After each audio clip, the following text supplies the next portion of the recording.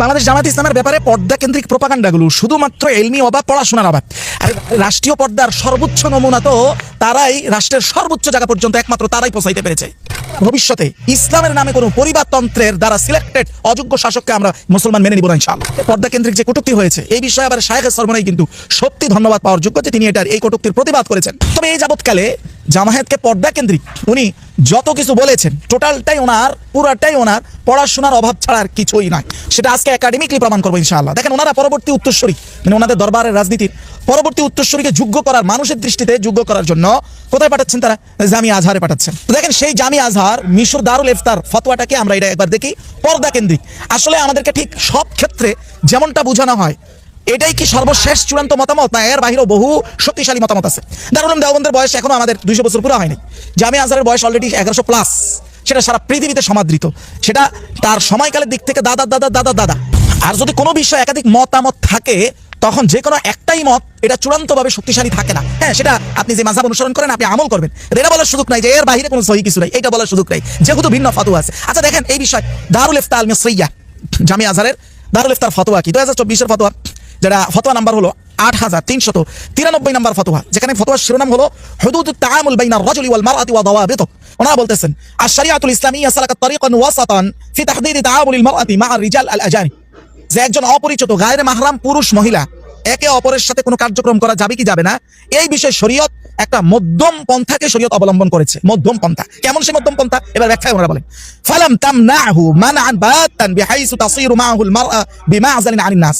শরীয়ত এতটাও কঠোরভাবে নিষেধ করেনি যে নারীরা সমাজ থেকে একদম বিচ্ছিন্ন হয়ে যেতে হবে। ফালাম তাফতাহ লাহা আল বাব আলা মিসরাইহি ফি তাআমুলিহা মা'হু। আবার শরীয়ত এমন সুযোগও দেয় নাই যে ওয়েস্টের মতো আপনি একদম অবাধে নারী পুরুষ একদম ফ্রি মিলামিশা করবেন, সেই সুযোগও শরীয়ত দেয় নাই। ওরা বলতেছেন বাল আবাহাতিশ শরিয়া আল ইসলামিয়্যা মুআমালাতিল মারআতি লিররিজাল আল আজানিব বিদাওয়াবিত তাহফাজ মা'আহা আল কিয়াম ওয়াল আখলাক আল ইসলামিয়্যা। যে হ্যাঁ, শরীয়ত আজনবী পুরুষ মহিলা মানে গায়রে মাহরাম পুরুষ মহিলা একে অপরের সাথে সামাজিক কাজকর্মের সুযোগ দিয়েছে, পুরোপুরি বিচ্ছিন্ন না, সুযোগ দিয়েছে, তবে কিছু শর্ত সাপেক্ষে। শরিয়ার যে সীমা রেখা আছে ওইটাকে মেনে সামাজিক কার্যক্রমের সিদ্ধান্ত দিয়েছে। এভাবে তারা বলতেছেন ফাল ইখতিলাফ বাইনাল জিনসাইনি ফিল মাদারিস ওয়াল জামিআত ওয়া মাকাররাত আল আমাল ওয়া গায়রিহিমা মিনাল মাহফিল ওয়াল মুনাসাবাত আল আম্মা জায়েজ। তারা এই ফতোয়া দিচ্ছে যে পাবলিক প্লেস, সেটা বিভিন্ন অনুষ্ঠান হতে পারে, এভাবে করে জামিআত মাদারিস এগুলোর মধ্যে নারী পুরুষ আসতে পারবে, ওই যে শরীয়তের মূল পর্দার যে বিধান ওইটাকে মেনটেন করে একে অপরের সাথে বিভিন্ন মুআমালাত সামাজিক কাজকর্মেও তারা শরীক হতে পারবে। এই ফতোয়ার দলিল হিসাবে ওনারা প্রথম দলিল আনতেছেন। দেখেন বুখারী মুসলিমের হাদিস, যে হাদিসটা সাহাল বিন সাদ আস-সাঈদী ওনা থেকে বর্ণিত, যে তিনি বলেন লাম্মা আররাসা আবু উসাইদ আস-সাঈদী দা আন-নবী ওয়া আসহাবা সাল্লাল্লাহু আলাইহি ওয়াসাল্লাম ওয়া রাদিয়াল্লাহু আনহুম। যে তিনি যখন বিবাহের অনুষ্ঠান করেন ওই অনুষ্ঠানে রাসূল এবং ওনার সাহাবীদেরকে দাওয়াত দিয়েছেন। ফামা সানাআ লাহুম তাআমান ওয়ালা কাররাবাহু ইলাইহিম ইল্লা ইমরাতুহু মুসাইদ। হাদিস থেকে জানা যায় যে ওই যে রাসূলুল্লাহ এবং সাহাবীরা যে এসেছেন ওনাদের খাবার পুরোপুরি পরিবেশন করছেন একমাত্র ওনার স্ত্রী।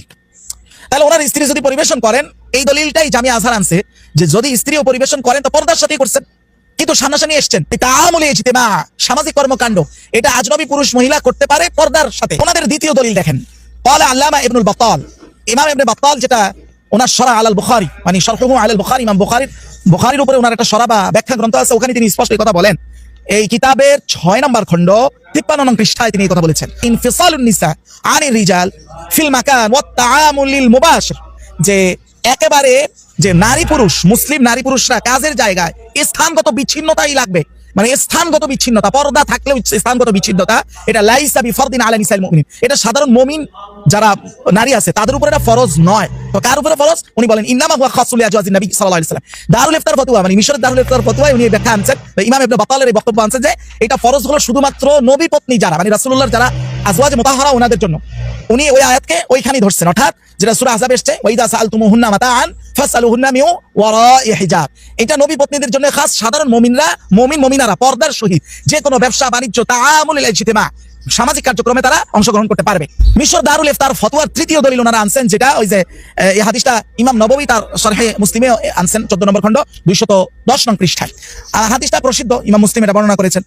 সে হাদিসটা আনাস রাদিয়াল্লাহু তাআলা আনহু থেকে বর্ণিত, ওটাই দারুল ইফতার নিয়ে আসছে, মিশর দারুল ইফতার নিয়ে আসছে। দেখেন মিন হাদিসে আনাস রাদিয়াল্লাহু আনহু, আনাস রাদিয়াল্লাহু থেকে বর্ণিত যে ইন্নার রাজুল, একজন ব্যক্তির কাছে মেহমান আসছে। তো মেহমান আসার পরে তার ঘরে কোনো খাবার নাই, খাবার যতটুকু আছে এটা খাইলে মেহমানই খাইতে পারবে আর কেউ না। এখন যদি মেহমান বুঝে যে এরা কেউ খায় না আমারই দিচ্ছে, তো মেহমান কি খাইতে পারবে? খাইতে পারবে না। কি করলো? ইন্নার রাজুলা ক্বালা লি যাওজাতিহি, একজন সাহাবী তার স্ত্রীকে বলল উসরুদি হাযাল কুরাসা ওয়া আদমিহি বিসামনি, যে তুমি এই রুটির টুকরাগুলো ভেঙে ভেঙে এটাকে ঘিয়ের সাথে মিশ্রণ করে মেহমানকে দাও। সুম্মা কাররিবিহি, তারপরে মেহমানকে উপস্থাপন করো বা এটা পরিবেশন করো। ওয়ামরুই আল খাদিম ইউতফি সিরাজ, এবং তুমি খাদেমকে নির্দেশ দাও লাইটটা বন্ধ করে দিতে। তো লাইট যখন বন্ধ করে দিছে, বাতি নিভায় দিছে, ওয়া জাআলাত তাতালাম্মাযু হিয়া ওয়া হুয়া, সাহাবী এবং সাহাবীর স্ত্রী দস্তরখানে বসে এমন ভাবে চিবাইতেছে মনে হচ্ছে তারা খাইতেছে, লাইট তো বন্ধ, মেহমান ডাইরেক্ট দেখতেছে না। মেহমান মনে করলো কি হাত্তা রাদাইফ, মেহমান কিন্তু পুরুষ, হাত্তা রাদাইফ পুরুষ মেহমান দেখলো যে আন্নাহুমা ইয়াকুলান, যে দুইজনেই খাইতেছে। হাদিসের বাহ্যিক দ্বারা স্পষ্ট এখানেও লেখা হইছে যে যাহিরুহু আন্নাহুম ইজতামাউ আলা তাবাকিন ওয়াহিদিন, হাদিস স্পষ্ট বলতেছে তারা এক দস্তরখানে বসছে।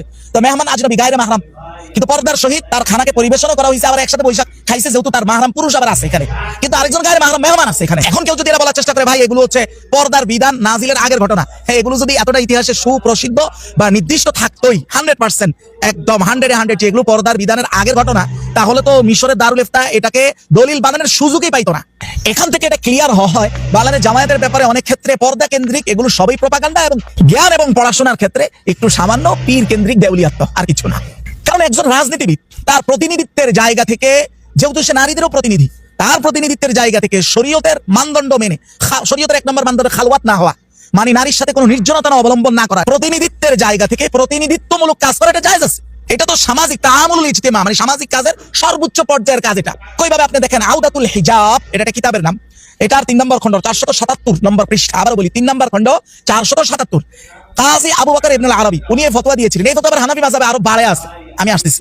উনি ফতোয়া দিয়েছেন লিল মুফতি ওয়াল কাযী ওয়াশ শাহিদ আইয়ামসুরা ইলা ওয়াজহিল বারা, যে মুফতি কাজী সাক্ষী এরা যদি প্রয়োজন বেদে প্রতিনিধিত্বের কাজে প্রয়োজন যদি হয়, সমাধানের কাজে যদি প্রয়োজন হয়, প্রয়োজনে তারা মহিলার গায়ের মাহরাম মহিলার চেহারা দেখতে পারবে। এটা সম্পূর্ণ কাজী আবু বকর ইবনে আরবির ফতোয়া। আচ্ছা, এটা কি শুধু এখানেই শেষ? আসেন, হানাফি মাযহাবের 6টা কিতাব আছে মূল মানদণ্ড, আমরা যারা হানাফি 6টা কিতাব এটা তারা জানে, যেন হাদিসের ক্ষেত্রে 6টা কিতাব হাদিসের মূল মানদণ্ড, এভাবে ফতোয়া আহনাফ যেগুলো এগুলোর ক্ষেত্রে 6টা কিতাব মূল মানদণ্ড। এটার মধ্যে একটা হলো আল মাবসুত, আল মাবসুতের 4 নম্বর খণ্ড 161 নং পৃষ্ঠায় যেই ফতোয়াটা এসেছে, ওই একই ফতোয়া আল হাদায়াত আন নাদিরা এর 23 নম্বর খণ্ড 63 নং পৃষ্ঠায় এসেছে। একই ফতোয়া জামে আল মাকাসিদ এর 12 নম্বর খণ্ড 34 নং পৃষ্ঠায় এসেছে জাওয়াজুন নাজর লিমান উরিদা তাআমুল মাআহা ফি বাইইন ওয়া শিরাইন ওয়া ইজারাতিন ওয়া গায়রি যালিক মিন আনওয়াইল মুআমালাত, যে কেউ যদি বেচা কিনা বা সামাজিক যে কোনো কাজের প্রয়োজন হয়, তাহলে তার জন্য গায়রে মাহরাম মহিলারও চেহারার দিকে তাকানো সেই ক্ষেত্রে ওই বিশেষ মুহূর্তে ওই বিশেষ কাজের জন্য কয়েকটা শর্ত সাপেক্ষে জায়েজ। একটা হলো খালওয়াত করা যাবে না, মানে নির্জনতা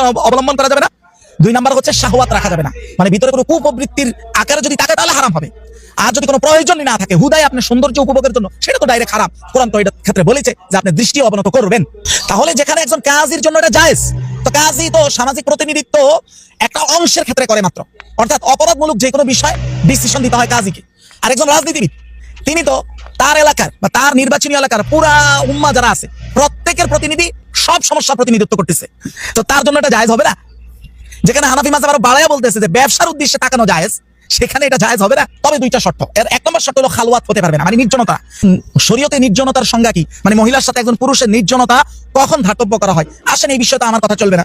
আসেন আল মাজমু ইমাম নববী 9 নম্বর খণ্ড 109 নম্বর পৃষ্ঠায় ক্বালা আল ইমাম আন-নাওয়াবী রাহিমাহুল্লাহ, ইমাম নাওয়াবী বলতেছেন যে আম্মা ইযা খালা আল আজনাবী বিল আজনাবিয়্যাহ মিন গায়রি সালিসিন মাআহুমা ফাহুয়া হারামুন ইত্তিফাকুল উলামা। উনি ইমাম নাওয়াবী বলতেছেন যদি একজন পুরুষ আর একজন মহিলা এমন কোন জায়গায় সীমাবদ্ধ হয়, এটা রুমের দরজা বন্ধ করে দিয়েছে ধরেন, যেখানে তৃতীয় কেউ নাই, ওটা হলো নির্জনতা। তৃতীয় কেউ যদি থাকে অথবা তৃতীয় কেউ দেখার সুযোগ থাকে, দরজা খোলা, কেউ আসার সুযোগ আছে, এটা আরো বিস্তারিত মূলত বলা হয়েছে আপনার আল হাশিয়া আলা নিহায়াতুল মুহতাজ এই কিতাবে। তাহলে এটা খালওয়াত, বা যদি 10 জন নারী হয় 1 জন পুরুষ হয়, ওটা খালওয়াত না, ওটারে জামাআ বলে। জামাআ মানে এটা পুরো একটা দলগতভাবে তারা এখানে আছে। সেটা যদি পর্দা মেইনটেইন করা হয় তাহলে এখানে হারাম হওয়ার কিছু নাই, যদি কোনো আলাদা কোনো হারাম ঘটনা না ঘটে। এবার আসেন, জামায়াতের আমির যে বলেছিল মেয়েদেরকে, মেয়ে বন্ধুরা আসো, পুরুষ বন্ধুদের তোমরা যাও।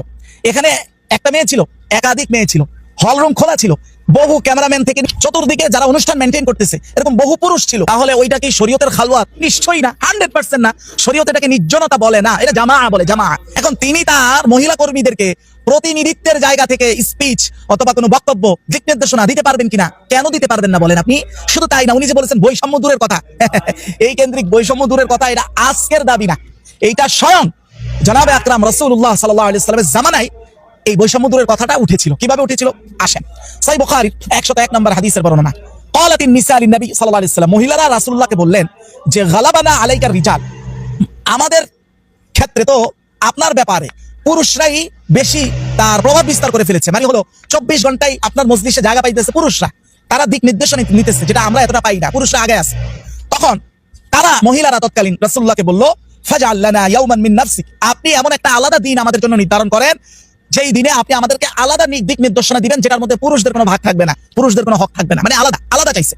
তখন রাসূলুল্লাহ ফাওয়াদাহুন্না ইয়াওমান লাকিয়াহুন্না ফিহি, আলাদা একটা দিন নির্ধারণ করলেন, আলাদা স্থান নির্ধারণ করলেন, আলাদা একটা ঘর নির্ধারণ করলেন, যেখানে রাসূলুল্লাহ মহিলাদের উদ্দেশ্যে স্পিচ দিয়েছেন, ওয়াজ করেছেন ওয়াদা অনুযায়ী। আমিরে জামাত তার প্রতিনিধিত্বের জায়গা থেকে আলাদা দিক নির্দেশনা তার প্রতিনিধিত্বের অধীনে নারীদেরকে দিতে পারবেন না কেন? আসেন, নারীদেরকে যদি মিছিল বা বাইতুল মুকাররমের সামনে যে এনসিপির একজন নারীর সামনে ছিল, এটা নিয়ে তো কত কথা হয়েছে, শায়েখে সর্বনাই তো হায় হায়, ঘুমতে উঠলো এটা বলে, ঘুমের আগে ওটা বলে মনে হয় ঘুমায়, এই যে একটা অবস্থা, এই ব্যাপারটাও প্রমাণ করে যে পড়াশোনা দেউলিয়াত, আর কিছু না।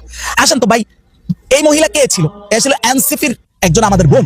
আচ্ছা, এনসিপির সাথে জামায়াতের জোটটা কি ধর্মীয় নাকি রাজনৈতিক? এইটার ক্ষেত্রে রাসূলুল্লাহ সাল্লাল্লাহু আলাইহি ওয়াসাল্লামের সময় যেটা মদিনা সনদ হয়েছিল, মদিনা সনদের রেফারেন্স তো জায়গা জায়গা পাবেন, অনেক ইতিহাসের কিতাবে পাবেন, দিরাসা ফি সিরা এটার মধ্যেও পাবেন, যেটা বৈরুত থেকে ছাপাইছে 1 নম্বর খন্ড 124 নং পৃষ্ঠা, এছাড়া অনেক জায়গা পাবেন, এটা अवेलेबल কমন বিষয়। ওখানে রাসূলুল্লাহ জোটের সময় কি বলছিলেন? লিল ইয়াহুদ দীনুহুম ওয়া লিল মুসলিমিনা দীনুহুম, আমার দলের যারা আছে মুসলমান তাদের ধর্ম একটা, ইহুদিদের ধর্ম আরেকটা, আমার নীতি একটা, ইহুদিদের নীতি আরেকটা, কিন্তু আমাদের জোটটা কিসের উপরে? রাষ্ট্র রাজনীতির ক্ষেত্রে। কি জোট? রাসূলুল্লাহ বললেন, ওয়া আন্না বাইনাহুম আন-নাস আলা মান হারাবা আহলা হাযিহিস সাহিফা, আজকে এই জোটের চুক্তিতে যারা আছি আমরা, এদের কারো উপরে যদি বাহিরের কোনো শত্রু আক্রমণ করে, তাহলে ইহুদিরা আমাদেরকে সাহায্য করবে, ইহুদিদেরকে কেউ ক্ষতি করলে আমরা সাহায্য করব।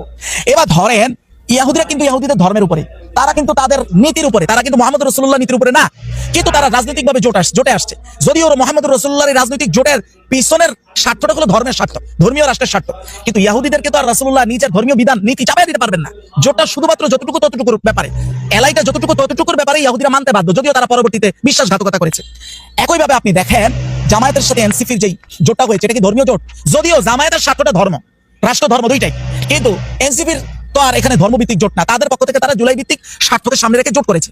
এখন জামায়াতের নীতি ভিন্ন, এনসিপির নীতি ভিন্ন সম্পূর্ণ, কেউ কারো নীতিগতভাবে কেউ কাউকে শাসন করতেছে না, করার কোনো সুযোগও নেই।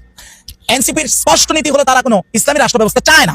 হ্যাঁ, তারা বলে যে আমরা ইসলামী, যেহেতু মুসলমান দাবি করে, আমরা ইসলামী মূল্যবোধে বিশ্বাসী, কিন্তু জামায়াত এটা কি চায়? ইসলামী রাষ্ট্র ব্যবস্থা চায়। এখন এনসিপির গঠনতন্ত্রে তো আর পর্দার কোনো বাধ্যবাধকতা নাই, কিন্তু জোটের কারণে তারা মিছিল মিটিং আপনার সাথেই তো তারা করবে।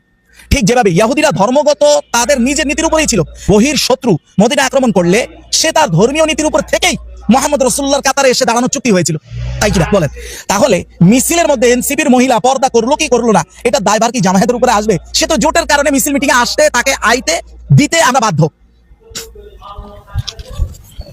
কিন্তু আপনি বাংলাদেশ জামায়াতের অভ্যন্তরীণ কাঠামো দেখেন, যেখানে বাংলাদেশ জামায়াত ইসলামই হলো একমাত্র ইসলামিক দল যে পর্দার এই নমুনা ও সৌন্দর্যকে এই বাংলাদেশ রাষ্ট্রের জন্মের পর থেকে নিয়ে এইবারই একমাত্র তারাই এই সৌন্দর্যকে রাষ্ট্রের সর্বোচ্চ জায়গায় এর নমুনা স্থাপন করেছে, আর কেউ করতে পারে নাই। আর পরিবারতন্ত্রের শিক্ষায় শিক্ষিত, ইসলামী শিক্ষায় অপরিপক্করা বলে, যেমন কয়েকদিন আগে শায়েখে সরমনের এক ভাই বলেছে তারা পার্লামেন্টে গিয়ে কি ইসলাম করেছে। হ্যাঁ, সারা দেশে দর্শন লুণ্ঠন হচ্ছে, তারা ইসলামের ফ্লেভার নিতেছে। আশা করি আমার এই দ্বীনি ভ্রাতৃত্বে থাকা এই বোকাগুলোকে আর কোনো উত্তর দেওয়ার কোনো প্রয়োজন নেই। বুঝলাম ভাই, সারা দেশে দর্শন লুণ্ঠন হইতেছে, তো যেই সকল এলাকায় যেমন সরমনের একজন এমপি সহ জামায়াতের এতজন এমপি যে এলাকায় নির্বাচিত হয়েছে, তাদের স্ব নির্বাচনীয় এলাকায় উল্লেখযোগ্য হারে দুর্নীতি লুণ্ঠন কমে নাই, তাহলে এটা কি ইসলাম নয়? উল্লেখযোগ্য হারে ধর্ষণের ভয় তাদের নির্বাচনী এলাকাগুলোতে তাদের প্রভাবের কারণে কমে নাই, এটা ইসলাম মনে হয় না আপনার কাছে? আমার মনে হয় কি জানেন, হযরতরা যে কোনটাকে ইসলাম বলে, মনে হয় ওই যে লাফালাফি জিকিরটা যদি পার্লামেন্টে করা যাইতো, স্পিকারের জায়গা থেকে সেটা পরিচালনা করা হইতো, আর পার্লামেন্ট সদস্যরা যদি এক এক লাভ দিয়ে জিকিরের নামে মাইক টাইক নিয়ে উঠ হয়ে সামনে পড়তো, তাহলে মনে হয়